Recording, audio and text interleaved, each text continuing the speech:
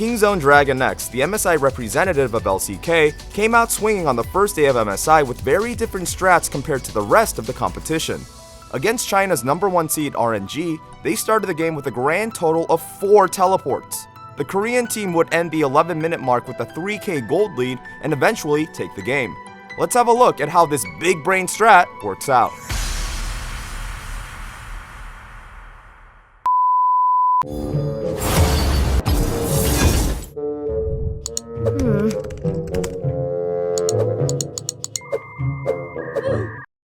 Haha, check this out.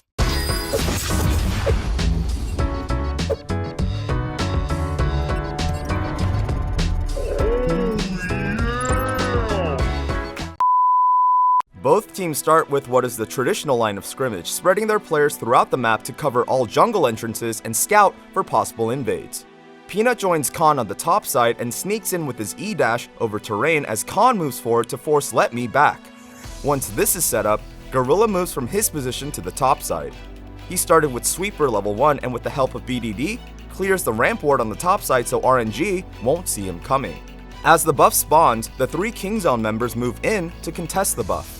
RNG don't see Graves and Tom Kent until 1:30 when the buff actually spawns and are forced to yield due to the numbers disadvantage. Prey is stuck in a 1v2 momentarily, but once Gorilla completes his recall, he switches to teleport with Unsealed Spellbook.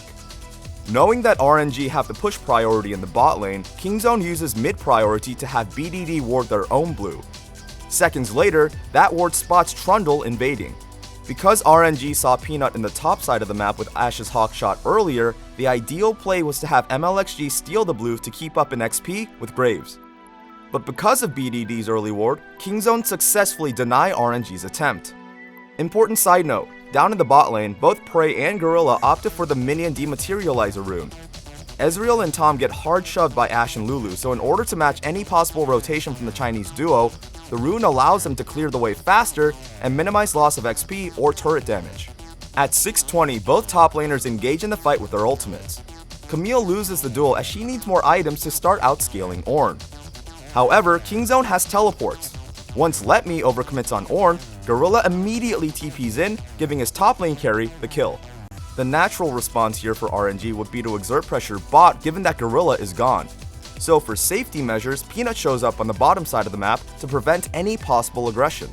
At 10 minutes, RNG push in bot and feign a recall, moving into Fog of War on top of a control ward. Prey starts pushing in the next wave and Gorilla moves to ward and is immediately caught out by crowd control. RNG gets the kill on him but ends up spending a ton of resources. Trundle overcommits on Ezreal, blowing his flash as well as forcing Lulu to use her exhaust and flash to save him.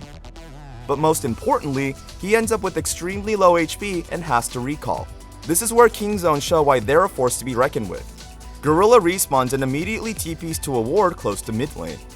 BDD meets up with him and via Tom's Abyssal Voyage, they both head towards bot, creating a 4v2 scenario. Kingzone knows RNG has no way of matching this rotation. MLXG had to recall and Xiaohu's TP was on CD. They easily pick up the 2 quick kills due to their numbers advantage and get first turrets, jumping to a massive 3.2k gold lead in just 11 minutes. Kingzone would maintain and continue to grow this lead for the rest of the game.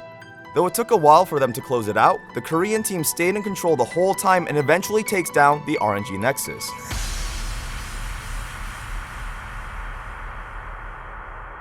For more league interviews and analysis, subscribe to our channel. You can also find stats, discussions, and more on our website and mobile app at blitzesports.com.